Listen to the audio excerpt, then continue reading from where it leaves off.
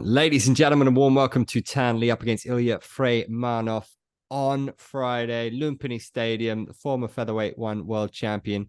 Really good to see you, Tan. You're going to be fighting in a very iconic venue in Thailand. How's that for you? Is that another one off the bucket list? Absolutely. That was a huge check mark when I got this fight. And knowing that we moved to the main event in Lumpini, man, it's definitely one of the dreams come true. I'm really happy to be able to perform in front of that crowd in that stadium. Super excited.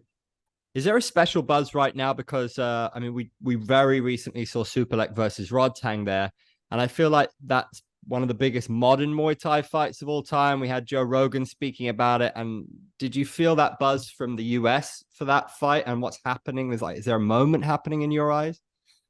Yeah, absolutely. I think there's a huge focus on that fight. That's a lot to live up to, obviously. But yeah, we're gonna go in there. You've got two guys that are gonna put on a fireworks show. There's going to be a devastating finish. I promise you that. This one's not going to decision. So I think to follow that up is going to be big shoes to fill. But we're gonna do our best to do a lot of damage. I know how much of a student of the game you are, and you love what you do. What was it like for you just maybe going on such a run where you were indestructible, just finishing everybody in sight, to then go the distance and to lose the title? Obviously very disappointing, but this game has very high highs and low lows. How did you get past that, and how have you kind of taken that on board to showcase what you can do this time? Yeah, I think you said it. You said it right. That it's got very high highs and very low lows. But you know, all of those fights, like, don't get it twisted. I may have had some quick finishes and some really devastating knockouts, but these guys that are fighting are very high level martial artists and very dangerous guys too. So it could have gone either way, in a lot of those fights. So and they could have gone the distance. It's just we're doing our best to take advantage of the opportunities that do come up, and this last one just didn't play out that way. A little bit of a combination of his style of evading and my style of primarily counter striking and then trying to come get him towards the end in the championship rounds. So I think it played out in a way that my strategical errors and my tactical errors kind of were spotlighted, right? So it was a good learning lesson. But yeah, I'm excited to eventually be able to get that one back, but we've got to make it past Ilya first. You guys were supposed to do it again, right? How convinced are you that it's going to be different? Will it be very different next time out? And is Tang Kai, was he the biggest test you've ever had? The fight is absolutely going to look different. There, in no way, shape, or form will the fight look the same. What I think is you're going to see better decisions on my part, but we're going to see a totally different looking fight. It's going to look more like a Tan Lee fight when that time does come. And then, no, he was a very tough challenge. He did such a great game plan, smart game plan. You can tell they took time to figure out where they wanted to try to capitalize and what parts of my game they wanted to avoid. And I think they did that very well, obviously. But it's unfinished business. I can't have that decision taste left in my mouth. That's just not an option, man. So we've got to finish that. Round 6 is going to come up soon, and it's not going to make it to 10. What would your preference be like in terms of, like, let's say all goes well, you get the finish on Friday, Singapore, back to Lumpini, maybe the US, and roughly when? Like next year? Hmm. Yeah, if and when we do get past this tough opponent, we get through him, we get a knockout, we collect a $50,000 bonus. Then we move past that and we do it in the States. That would be an ideal setup for me. Being able to unify these belts, get my belt back in front of a hometown crowd, in front of my fans in New Orleans, the U.S. When we'll show up, we'll show out, and blow that stadium up. Tell me about the Beast. I mean, he looks like a monster, but you're no stranger to monsters, right?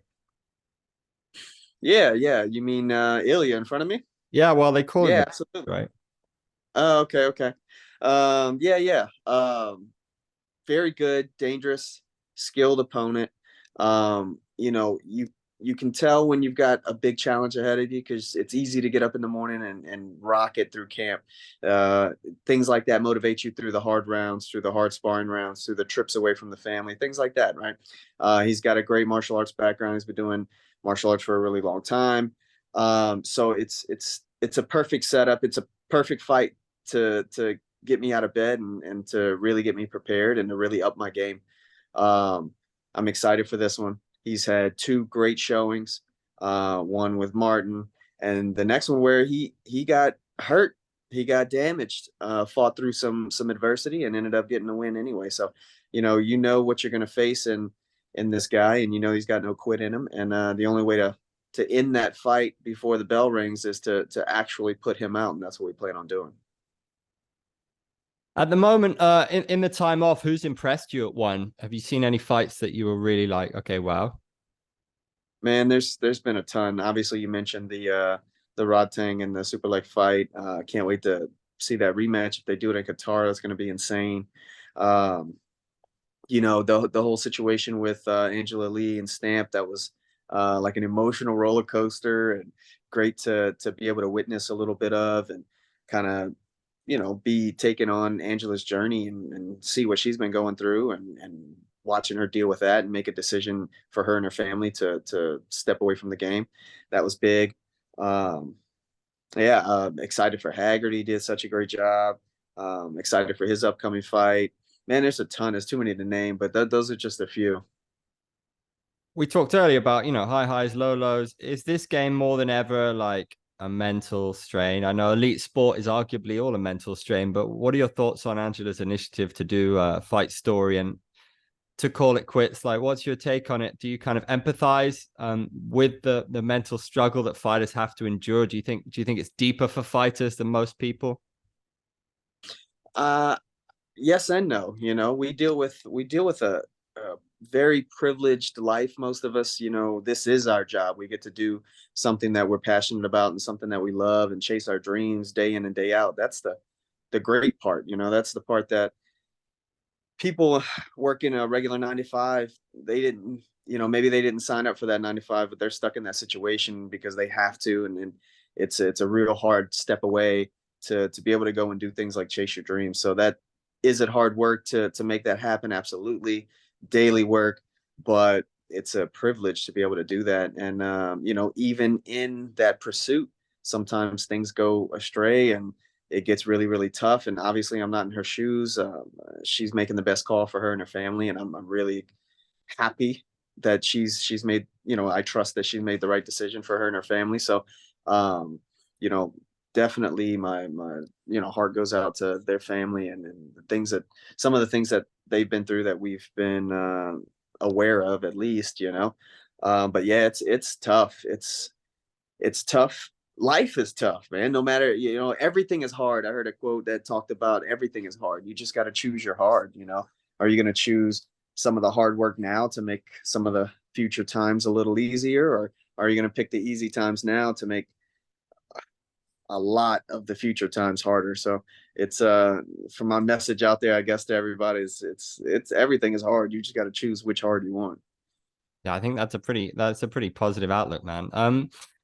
In terms of Muay Thai, kickboxing, we know your striking is excellent. So are you looking at all at like the Alazovs and Superbons and Gregorians of this world? It's probably like the most stacked division in terms of striking in the world. But is that also on your bucket list before you hang them up? It absolutely is one of the most stacked divisions you could possibly have. I've got my eyes set on this featherweight MMA division. I've got to take care of what's in front of me Friday night. I've got to get my belt back from Tang Kai. I've got to clear out that division a little more. We got some up and coming contenders. So my next few fights are definitely focused on that. But after that, we'll take a look. We'll take a look at maybe some special rules fights, including some maybe MMA grappling, things like that. And then maybe we'll take a look at the striking side of things too. Uh, how close an eye are you going to keep on somebody like Tawan Chai? I mean, how much does he intrigue you? Man, watching him perform is going to be exciting. He's a phenom. I'm really disappointed that match fell through with Super Bond and his injury. But you know, obviously, my thoughts go out to Super Bond and a quick heal for him. But maybe they make that fight again. But my eyes are on both of those guys. They're such great high level strikers. It's you can't help but learn every time they step in the ring, and I'm excited to do that live and watch him perform. Would you do Muay Thai in Lumpinee? Oh, yeah. With that offer, you can't say no. You could not possibly say no. You'd have to, whether you wanted to or not. Lumpini Muay Thai fight, man, you have to do something. What's the secret to your longevity, do you think? Because I mean, you know, you still look super sharp in magnificent condition. You know, we're holding the belt past 35. A lot of people that, you know, they let themselves go in their mid 30s. That's not happening to you. So what's your secret? I don't know. I think part of it, a big part of it, is just loving what I do. I enjoy this. You know, it's definitely not a job to me. My schedule remains the same all year long because I enjoy time in the gym. You know, we train a couple hours in the morning, hang out with the family, train a few hours at night. Same old deal every day. It's that's my life. I grew up in a martial arts household. I plan on keeping it that way until the end of time. You know, but I think that's a big part of it is actually enjoying it, the daily training, you know, quote unquote grind part of it. Um, I've got nothing but my family and friends around me at all times doing the same thing with me. I mean, you can't beat that. I think that's part of it here that keeps you in the game, keeps you sharp. And I think we also focus on training the right way, not taking too much damage, not taking head damage. You know, all that brain trauma is never good. And taking care of our bodies and listening to our bodies, I think that's huge. Training with the right people, training with a small team that's got skilled and excellent trainers and coaches and training partners, but making sure you keep that circle around you and you use it to the best of your ability. And then nothing gets a little crazy in training. You know, you're everybody's focus is in the same direction, making sure that we all make it to our fights, obviously making sure that we're improving day in day out, and good healthy safe competition and training. So you go more the Max Holloway route? I know he used to do hard sparring all the time, and then he stepped away, I think, during the pandemic and stuck to that just to take less damage, and it seems to work really well for him. Is that your kind of vibe as well? I think, yeah, I think our total like understanding of sparring is you're gonna have hard fight rounds for camp, a few weeks, you know, leading up to the fight, obviously. But sparring in general is just you've got to be able to train with people skilled enough to pull some of the head trauma punches, but go hard and full speed everywhere else. You know, it's a skill to be able to train like that. It's a skill. It's you have to be skilled in order to train like that. So and you gotta have the right mentality too. So yeah, you know, we're always aware of sparring. I spar very often. I spar at 100% speed very often, but the power is always dialed back on the headshots, and it works out well for us, you know. That's really well put. That's really interesting to hear your take on it. All right, man. Well, best of luck. Let's wrap up. I just want to get your little Frankenstein's monster take. One championship fighters. So grappling, wrestling, chin, and mic skills. Who are we going with? So striking. Oof, man, that's a tough one. Um, oh man, that's crazy. Okay. Striking. We'll go. We'll go Rod Tang. Nice. Wrestling, grappling. Grappling.